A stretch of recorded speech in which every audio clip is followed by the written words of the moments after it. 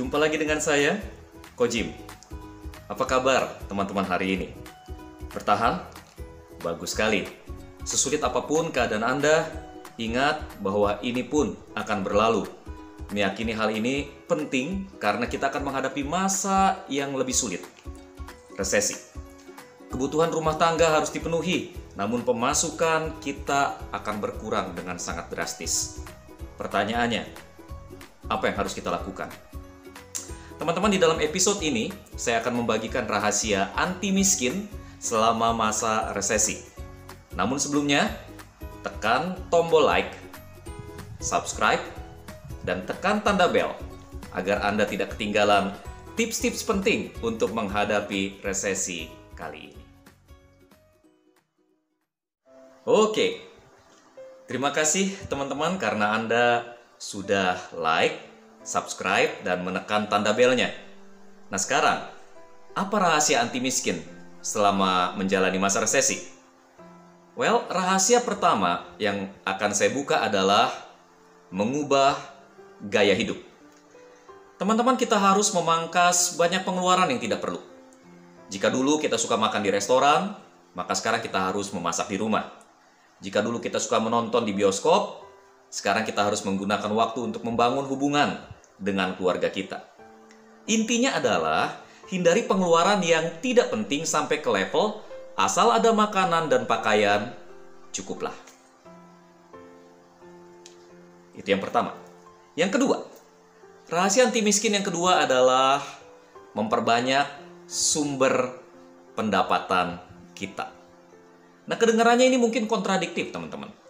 Bagaimana kita bisa memperbanyak sumber pendapatan jika yang satu ini saja sulit untuk kita pertahankan?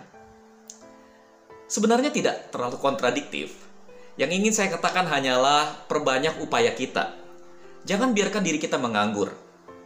Jangan biarkan ada waktu yang terbuang percuma. Cari peluang. Gunakan semua daya yang ada. Objektif kita hanya satu. Meningkatkan pemasukan sesegera dan sebanyak mungkin.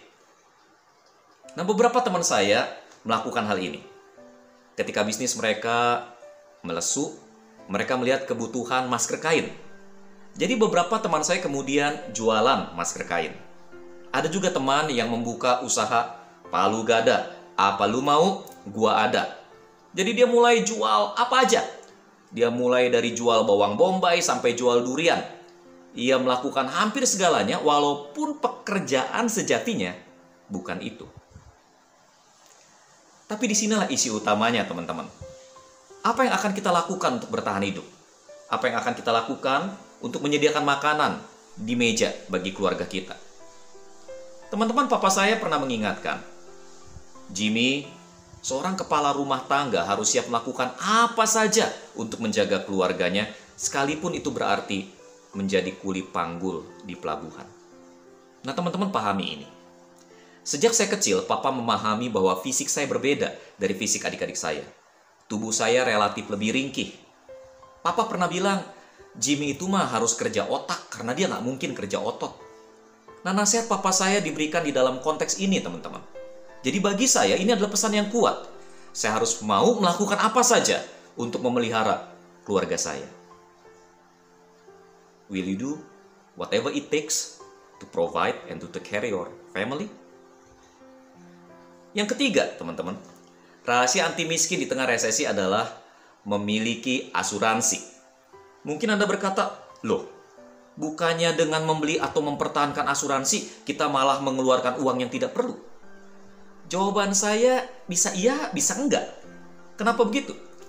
Karena gini, teman-teman, jika kita membandingkan asuransi dengan kebutuhan untuk membeli pangan bagi keluarga yang sedang kelaparan, maka saya katakan, ya prioritaskan kebutuhan pokok, drop itu asuransi. Namun saat ini kebanyakan dari kita kan belum berada dalam situasi demikian. Nah, perhatikan di sini, musuh kita adalah virus corona. Memang kita tidak bisa melihat bagaimana dia menyebar, tapi kita tahu bagaimana dia bekerja. Nah, sekarang masalahnya adalah kita tidak dapat melihat bagaimana dia bekerja. Tiba-tiba saja orang terpapar. Yang mengerikan di sini adalah kita belum memiliki vaksin yang tepat dan pasti untuk mengantisipasi hal ini. Jadi jika kita tidak cukup beruntung dan terpapar COVID-19, maka kita membutuhkan penanganan medis yang cepat dan tentunya mahal. Atau kalaupun kita tidak terserang COVID-19, bagaimana jika di tengah perjalanan kita menghadapi resesi ekonomi, kita mengalami sakit kritis? Sama seperti akan halnya COVID-19, teman-teman, kita pun akan segera memerlukan pengobatan. Nah, kedua isu ini sebetulnya mengindikasikan satu hal yang sama. Pengeluaran ekstra. Namun jika kita memiliki asuransi, maka perusahaan asuransi itulah yang akan mengcover biaya medis yang harus kita keluarkan. Dengan kata lain, teman-teman, dengan asuransi sebetulnya kita malah melindungi aset kita dari tergerus biaya pengobatan yang pastinya sangat mahal. Membeli asuransi bisa dikatakan sebagai tindakan penghematan dengan demikian. Sebab dengan asuransi, kita mengeluarkan uang kecil untuk menghindarkan kita dari mengeluarkan uang besar. Nah, sampai di sini dulu, teman-teman. Tentu saja ada banyak tips yang lain yang bisa saya berikan untuk mengamankan kondisi keuangan kita di tengah-tengah resesi ekonomi. Namun untuk sementara ketiga hal ini saya pikir cukup untuk menjadi pondasi. Berhemat, bekerja lebih keras, dan miliki asuransi yang memadai. Kita akan berjumpa lagi di dalam tips-tips berikutnya. Kerinduan saya yang terdalam adalah saya bisa memperlengkapi dan mendampingi Anda di tengah-tengah masa-masa sulit ini. Jangan ragu untuk meninggalkan komen di kolom komentar. Dan jika Anda mendapati bahwa konten ini bermanfaat, jangan lupa untuk like, subscribe, tekan tombol belnya supaya Anda tidak kehilangan tips-tips berikutnya. Namun yang terpenting, bagikan link ini kepada orang-orang yang Anda kasihi.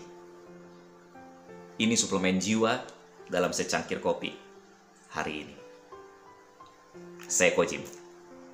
Tetap semangat, stay healthy, stay safe, dan saya senang bisa melayani Anda.